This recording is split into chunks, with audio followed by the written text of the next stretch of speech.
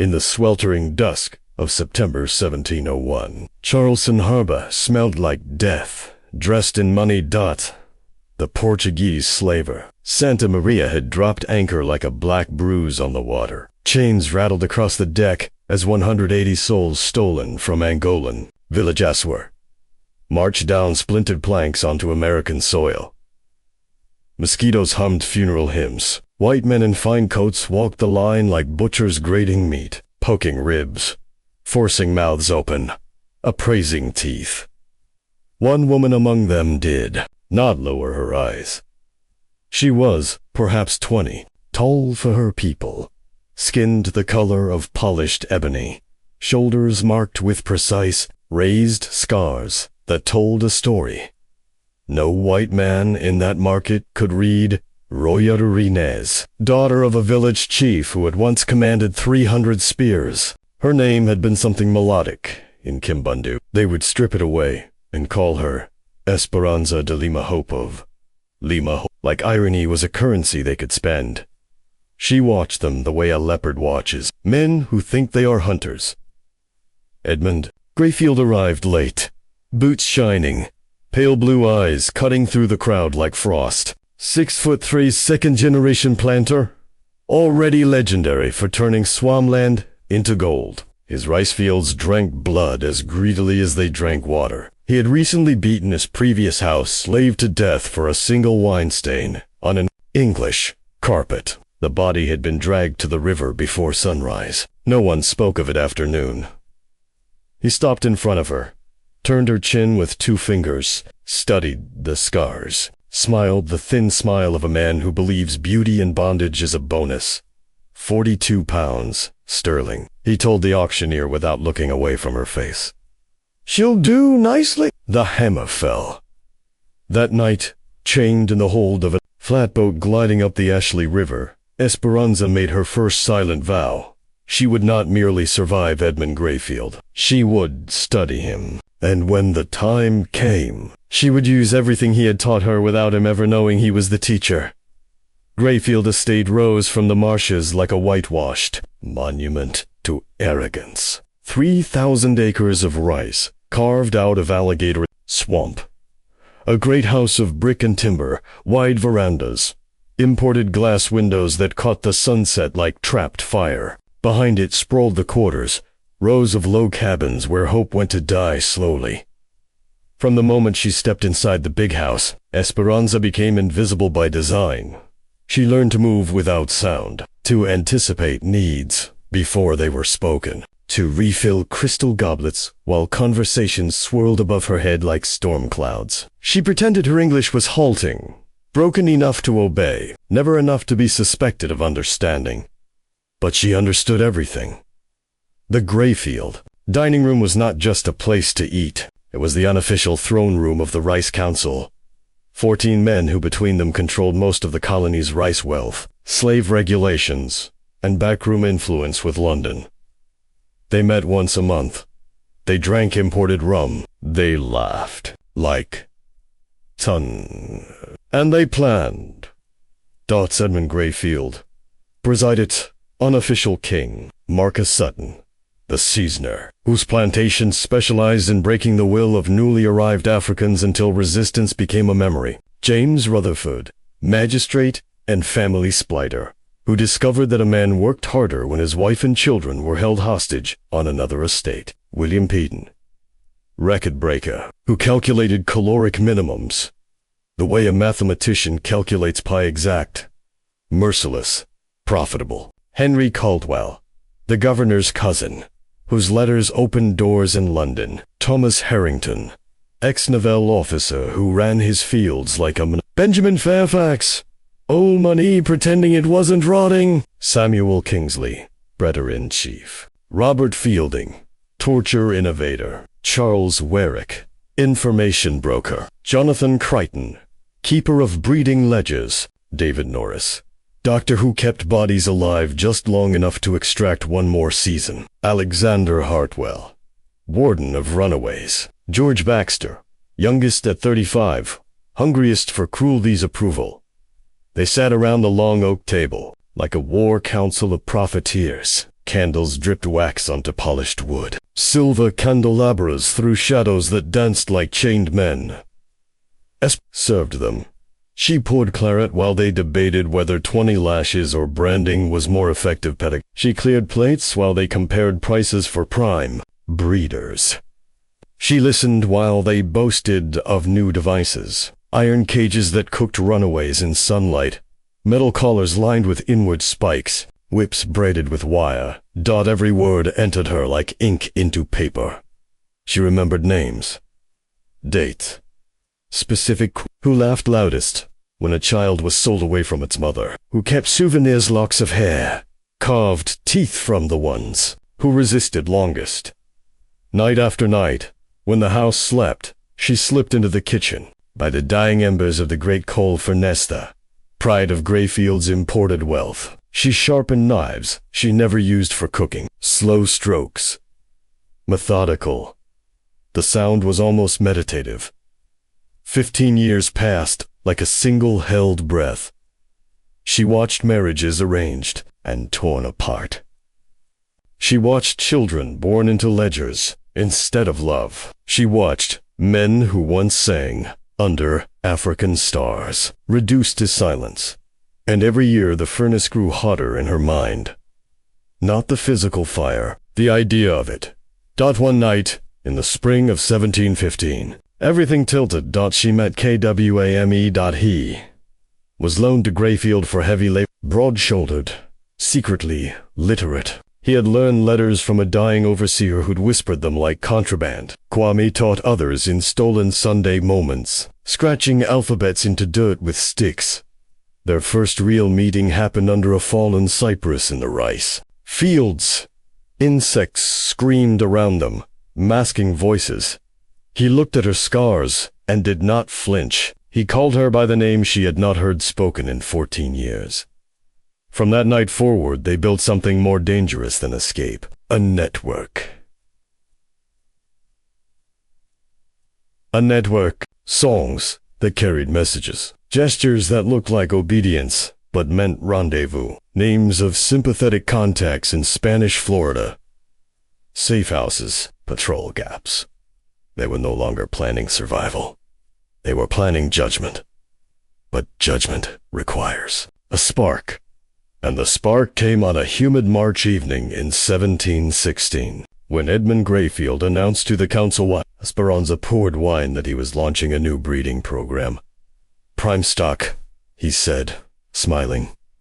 We start with the best females. The Portuguese one has good lines. She give U.S. strong.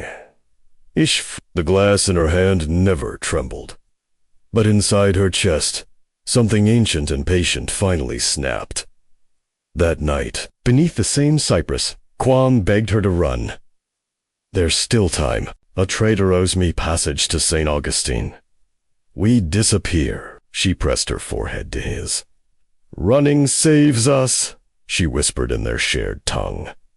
I want to save everyone else, and I want them to remember why. She looked toward the great house, where candlelight still glowed in the dining room windows. 15 years I've watched them sit at that table like gods. Tomorrow, I begin teaching them what gods bleed like. Kwame searched her face and saw no fear, only certainty. He kissed her once, long and final.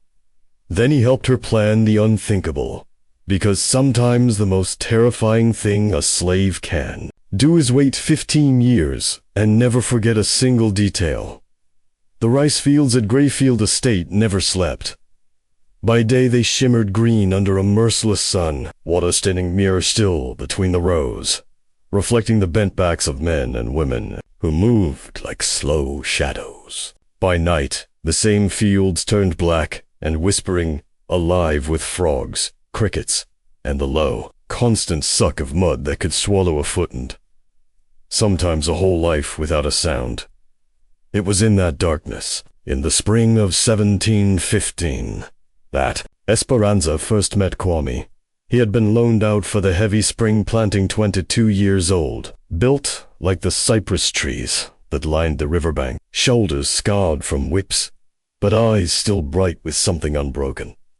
Plantation. Ledgers listed him simply as Boy Tom. No one knew he could read until the day an old overseer, dying of yellow fever, pressed a tattered Bible into his hands and whispered the shapes of letters like a final sin. Kwame taught in secret Sunday afternoons, when the fields lay fallow, and the white men drank themselves stupid on the veranda. He scratched alphabets into the dirt with a stick. Children gathered like moths. Adults pretended not to watch. One wrong glance could mean the LaShore worse. Esperanza had heard the rumors long before she saw him. She found him at dusk beneath a fallen cypress, half submerged in the black water of the rice paddy. The tree's roots clawed the sky like fingers reaching for something lost. He was tracing letters in the mud simple words. Freedom, home, fire. She stepped from the reeds without sound. He froze, stick still in hand. For a long moment, neither spoke. The insects screamed around them, covering the silence like a blanket.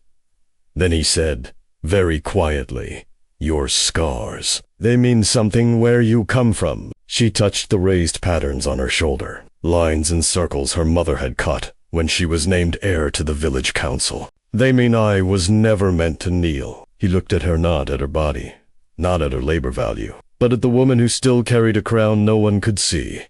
I'm Kwame, he said, using the name his mother had given him before the raiders came. Not Tom. Never Tom. Esperanza is what they call me, she answered. But my real name died on the ship. I keep it inside now. They did not touch that first night. They only talked low, careful, in the mixture of Portuguese, broken English, and Kimbandu fragments. They both understood. She told him of the village burning, her father's head on a pike, the long march to the coast. He told her of his mother singing hymns in a language the overseers could not understand, of learning letters from a man who died regretting every lash he had ever given. By the time the moon rose high, they had made the first thread of something far more dangerous than love. A network. It began small, a song she hummed while hanging laundry that carried the rhythm of patrol changes, a gesture he made while hauling rice sacks that signaled a safe meeting spot, a phrase dropped in passing. The river runs slow tonight. That meant a new contact had arrived from another plantation. Month by month, the web grew. Esperanza used her place in the big house to steal secrets no field hand could reach. She heard the council discuss new slave codes before they were written into law. She knew which roads the patrols favored, which magistrates took bribes, which overseers drank until they passed out at their posts. She memorized the layout of every neighboring plantation the council members bragged about. Kwame moved between estates loaned out for planting, harvesting, ditch digging. Wherever he went, he found others like him, men who could still dream, women who still remembered names, children who asked questions the adults had learned not to voice. They built routes to Spanish Florida, names of free black sailors in Charleston who would look the other way, sympathetic Quakers who left gates unlocked on moonless nights, a fisherman on the coast who owed his life to a slave he had once pulled from drowning. It was not escape they planned, not yet that it was something larger. Fire that would start in one kitchen and burn across the low country until the Rice Council itself became ash. They met whenever the moon allowed, never more than once a week. Always in different places. Under the cypress, behind the smokehouse, in the shallow reeds where mosquitoes made white men stay away. Each meeting lasted only minutes, enough time to exchange scraps of paper hidden in cornbread, to whisper updates, to touch hands once before vanishing back into the night.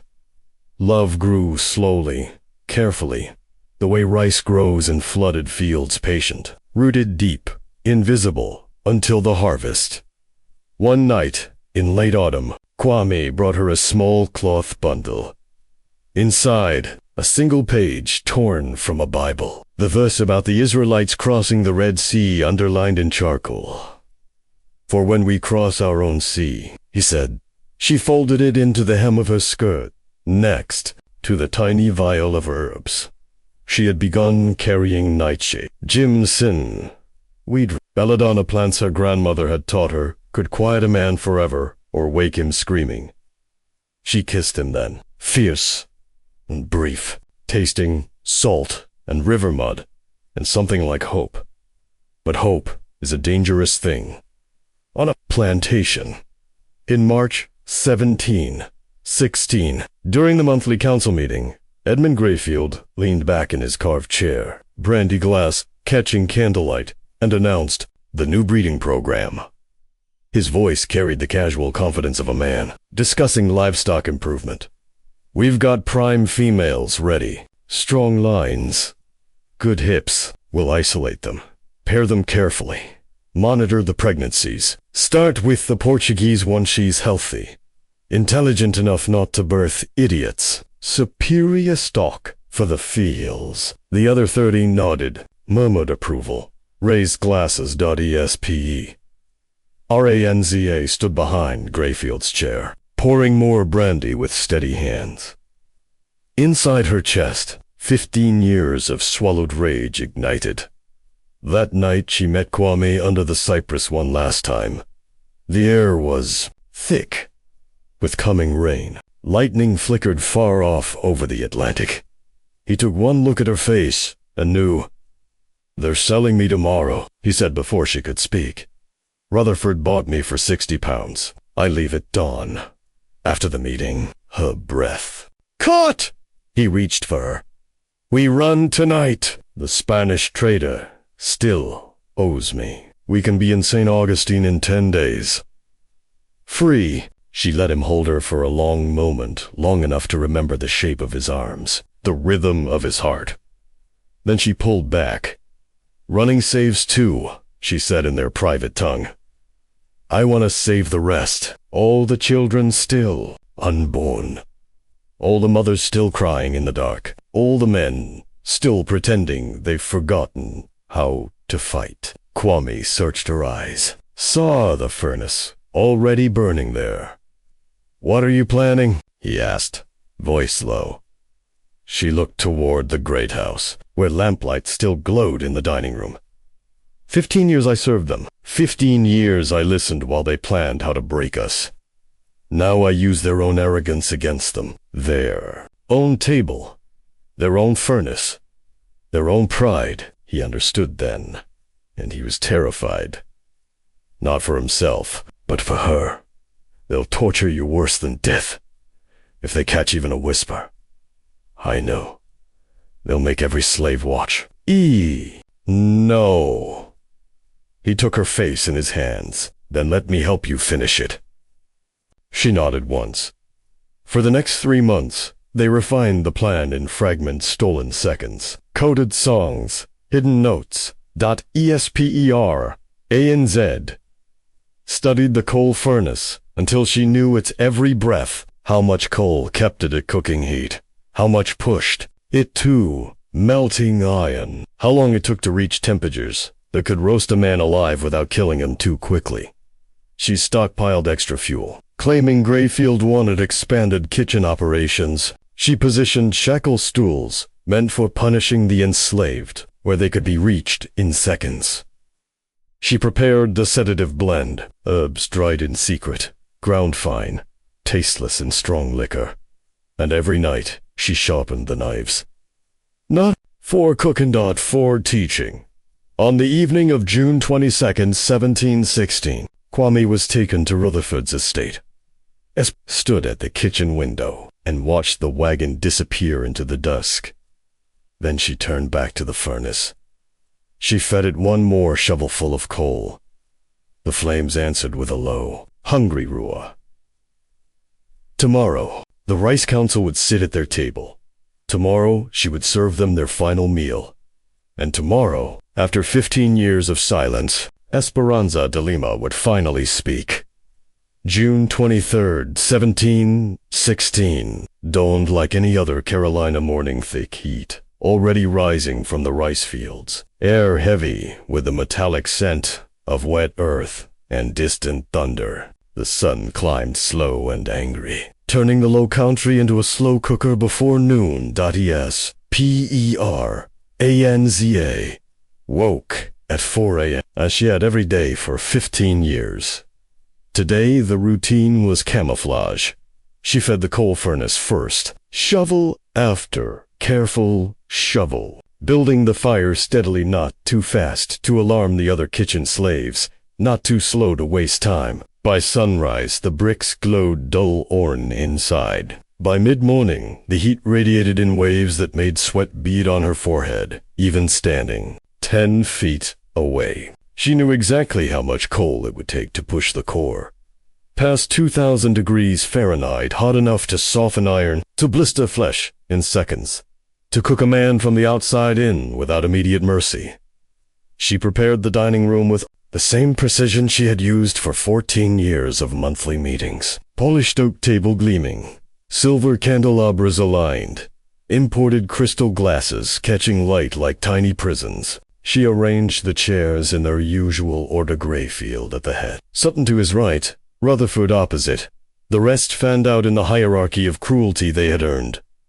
No one noticed her hands linger near the sideboard where the iron shackles were stored, tools meant for punishing the disobedient, kept close for convenience. Today they would serve a different purpose. At 1:30 p.m. the first rider appeared on the oak-lined avenue.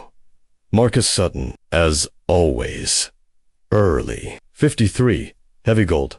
Red-faced from decades of rum and impunity. Master of seasoning.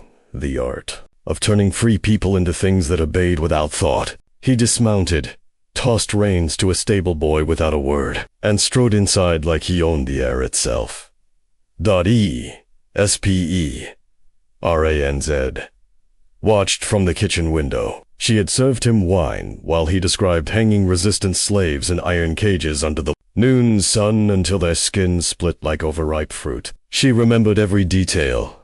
By 2 p.m. the rest arrived in Waves carriages, crunching gravel, horses snorting, voices booming, greetings that masked the calculations behind every smile.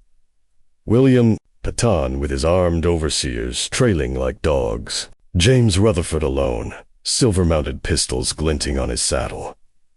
Henry Caldwell in his ridiculous coat of arms carriage. Thomas Harrington barking orders like he was still on a quarterdeck. The others followed.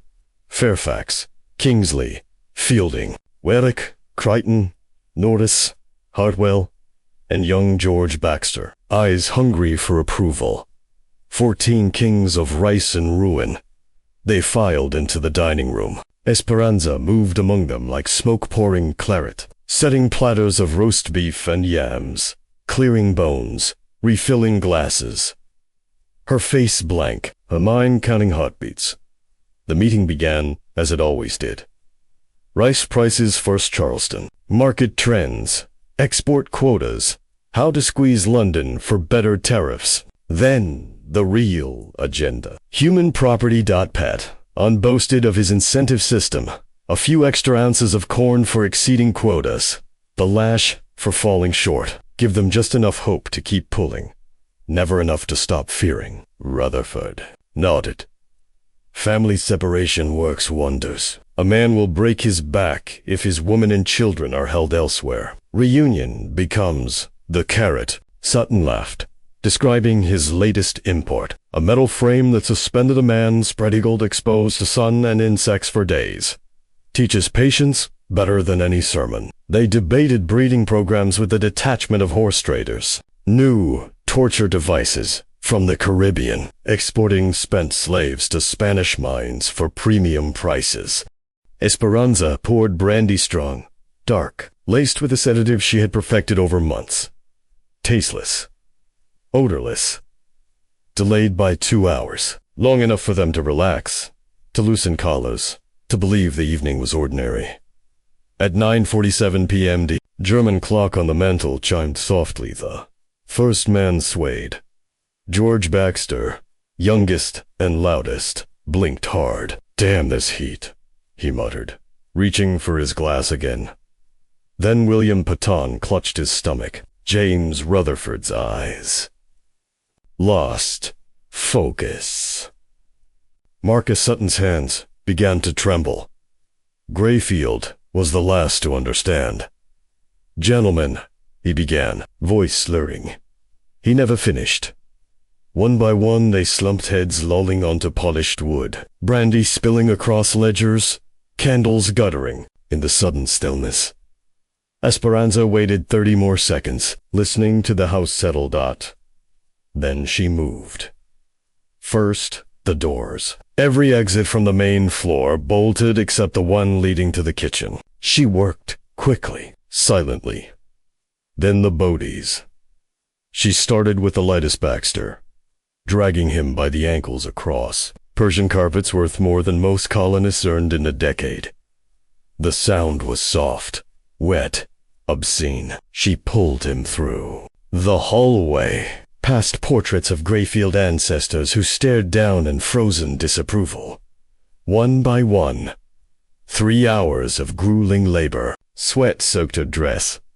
Muscles burned, but her breathing stayed even. She had practiced this in her mind for years. By 2 a.m. the circle was complete. 14 unconscious men arranged feet toward the furnace, hands bound behind them with the same iron shackles they had used on thousands before. Mouths stuffed with raw cotton de crop that had built their empires, now gagging their screams. The furnace roared, heat pulsing in waves. E. S-P-E-R-A-N-Z stepped back, wiped her brow, and looked at them. 14 tyrants reduced to meat. She walked to the corner, sat on a low stool, and began sharpening her carving knife slow, rhythmic strokes against wet. The sound echoed softly in the superheated air. She waited. Dawn would bring consciousness, and with it, understanding. She had 15 years of lessons to teach, and the furnace was an excellent pupil. The first gray light of June 24th slipped through the kitchen windows like a thief afraid to be seen. The coal furnace had been roaring for 18 hours straight. Heat rolled off it in thick, invisible waves there so hot it hurt to breathe. The bricks glowed dull cherry inside the open maw. Sweat already beaded on Esperanza's skin, but she sat motionless on a low stool in the corner, carving knife across whetstone, each slow stroke deliberate as a heartbeat. The 14 began to wake. Edmund Grayfield stirred first, always the last to fall, always the first to rise. His eyelids fluttered. Confusion clouded his pale blue eyes for 3 long seconds before memory slammed home. He jerked against the iron shackles. Metal clanked on stone. Cotton stuffed deep in his mouth turned his shout into a wet, muffled gag. One by one the others followed. Marcus Sutton thrashed like a trapped animal, thick body slamming side to side. James Rutherford's eyes widened in animal panic, pupils blown black. William Patton vomited around the gag, bile soaking his embroidered waistcoat. George Baxter, youngest, whimpered high, pathetic sounds. No one in that room had ever heard from him before. They formed a perfect circle, feet pointing inward toward the furnace, hands bound behind backs with the very restraints they had used to chain runaways and punish the defiant. The heat pressed down like a living thing, already drying their mouths, stinging their eyes. Esperanza Rosa. She walked the circle slowly, knife in hand, blade catching firelight in silver flashes. Her shadow stretched long across the stone floor.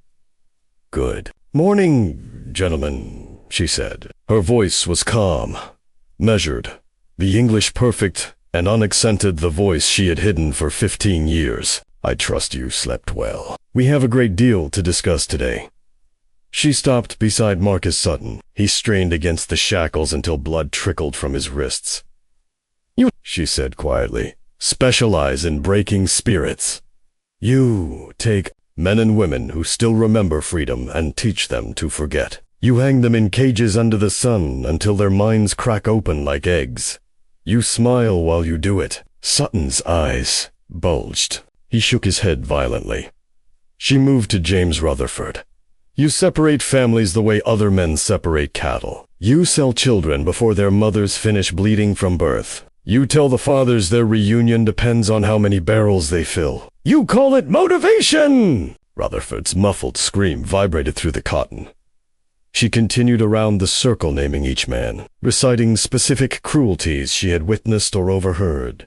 Dates, names of the broken, prices paid, laughs shared over rum. Every detail, sharp as the knife in her hand.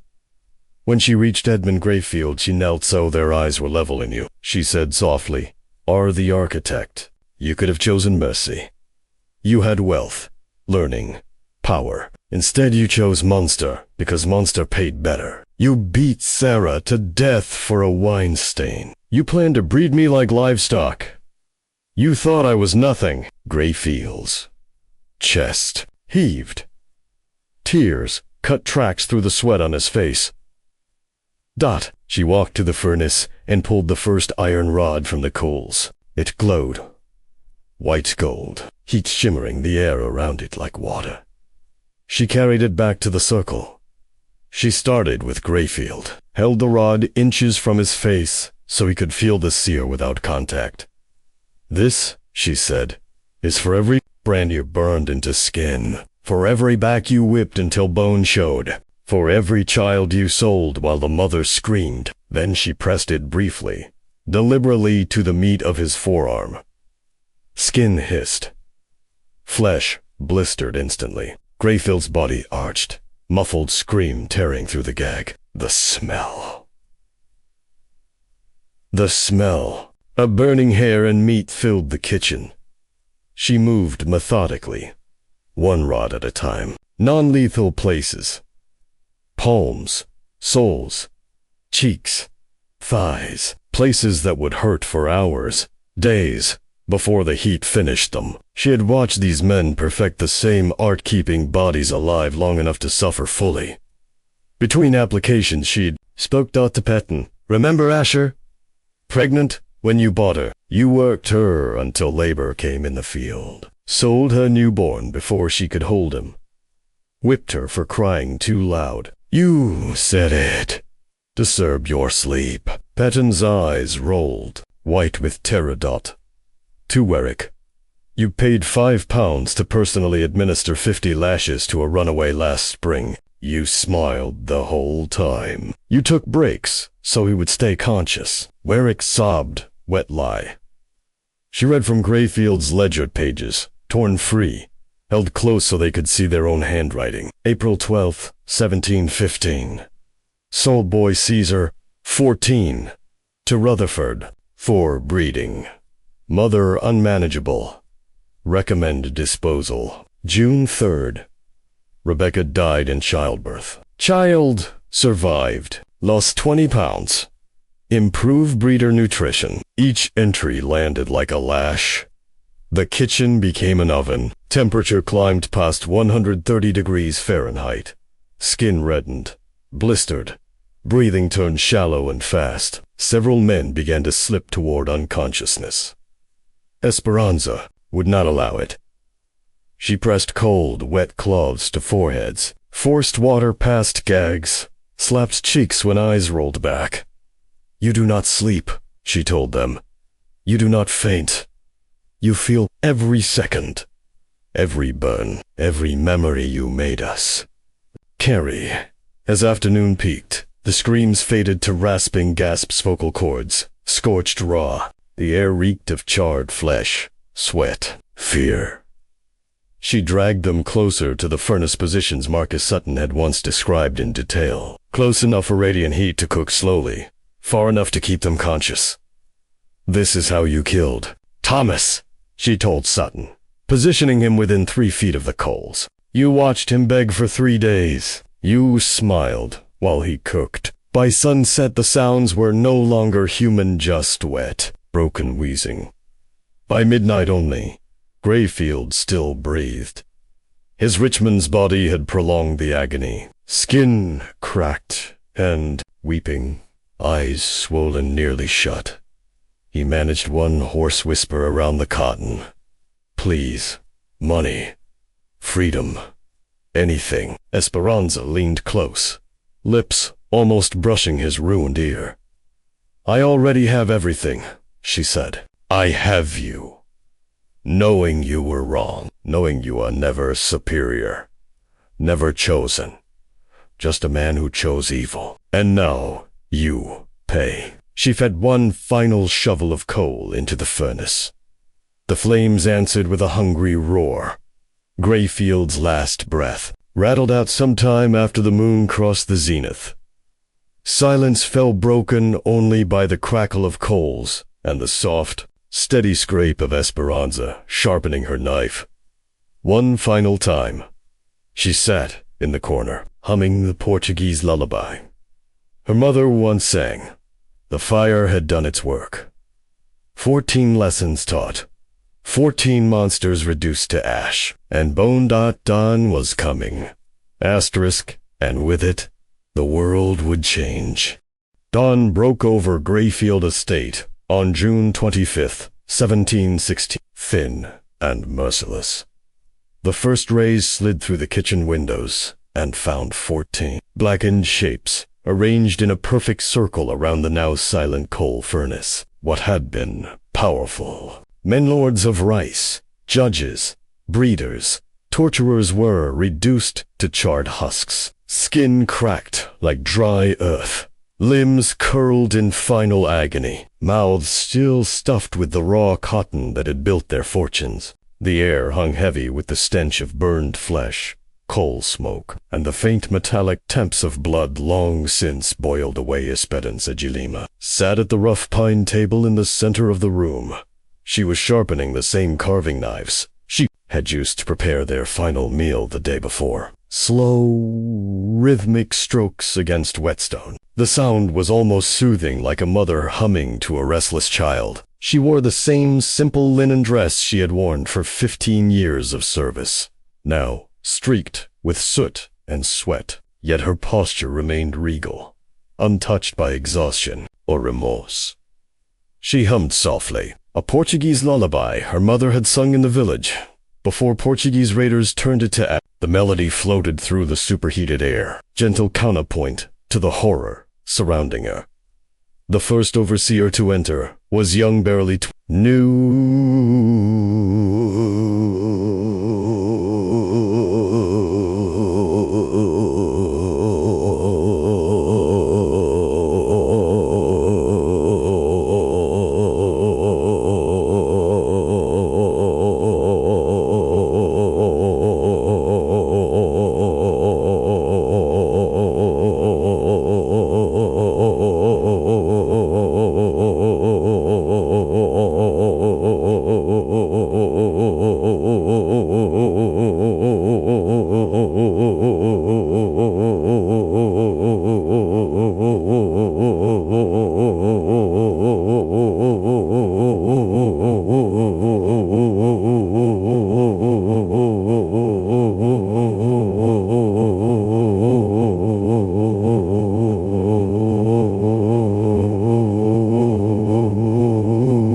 He froze in the doorway, mouth opened, eyes darting from one blackened corpse to the next. Then he saw her. He backed away slowly, as if sudden movement might wake the dead.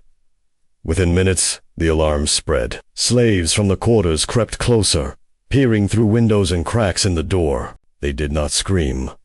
They did not run. They watched in stunned silence as the impossible became real. 14 of the most feared men in the colony, destroyed by one woman who had once poured their wine. Word raced outward like fire through dry grass. By mid-morning, the surviving overseers had barricaded the kitchen doors and sent riders galloping to neighboring plantations and Charleston. Governor Robert Johnson was informed before noon. Emergency riders pounded the roads. The Colonial Council convened in secret that same evening. They faced a nightmare no lawbook had prepared them for. If they executed Esperanza, publicly her, burned her, quartered her, the story would spread like plague through every slave quarter from the Ashley to the Savannah. One woman, one night, 14 dead. The arithmetic was terrifying.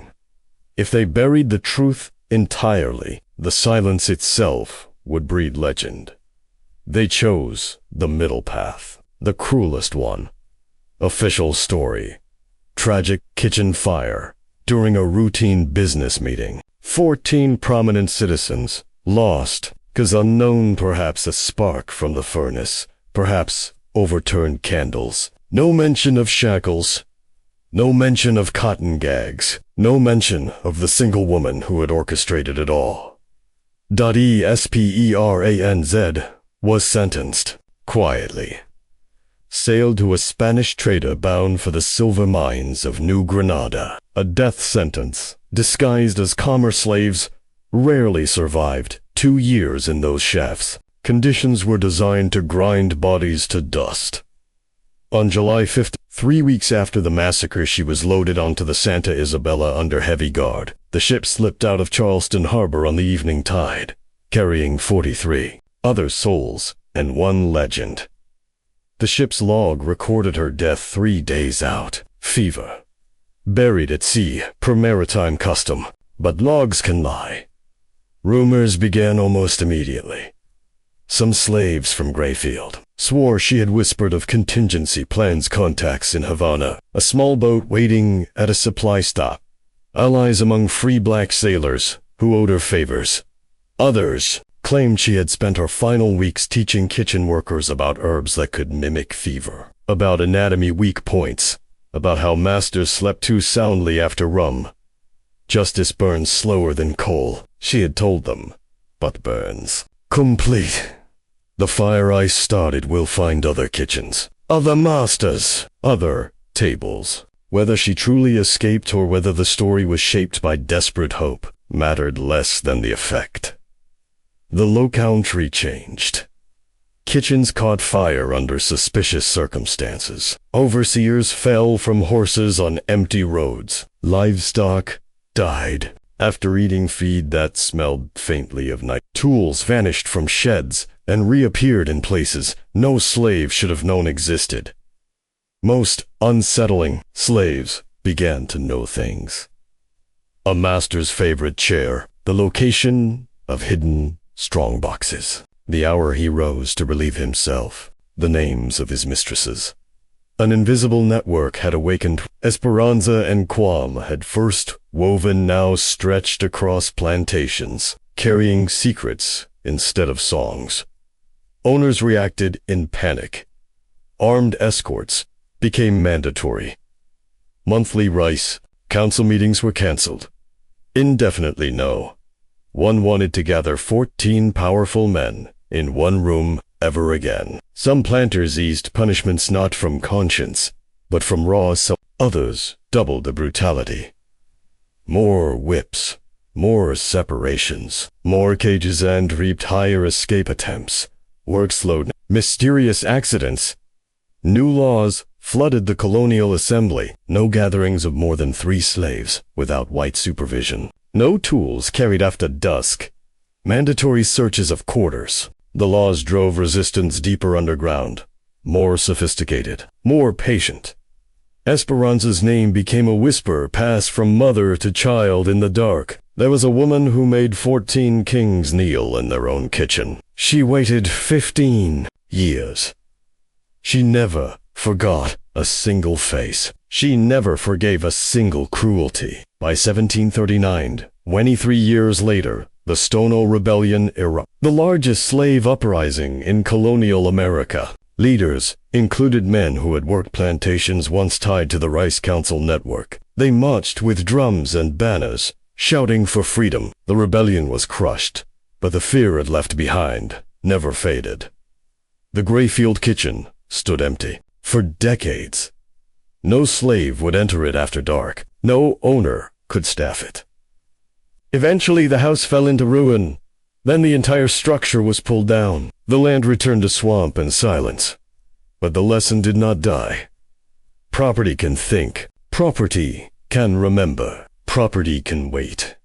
And when property is pushed beyond endurance, property can become fire. In Spanish Florida, in Havana back alleys, in hidden cabins from Georgia to Virginia, The story lived unchanged, embellished, sharpened into a blade. Some said she walked off the Santa Isabella in Havana and became a ghost teacher of poison and patience. Some said she never left the ship, but her spirit did. It did not matter. Every time a plantation owner woke sweating from dreams of glowing iron rods, every time a slave looked at the big house and allowed the smallest smile to touch her lips, every time a mother whispered the lullaby to a child born in chains, the same soft truth echoed on the wind.